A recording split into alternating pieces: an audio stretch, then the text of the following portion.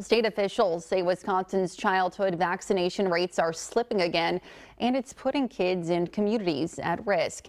New numbers from the Department of Health Services show about 66.9% of children have all recommended shots by age 2. That's nearly 7 in 10 kids, but it also means nearly 3 in 10 do not, a drop of almost 2 points from last year. We've got fewer kids protected. We've got, larger gaps in our community immunity. And so, behind these numbers, we're talking about numbers today, but behind these numbers are really, it's children, it's families, it's our community.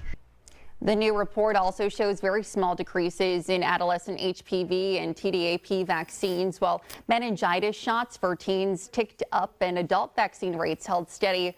Officials say access and busy family schedules are big barriers and urge parents to check the Wisconsin Immunization Registry to get caught up.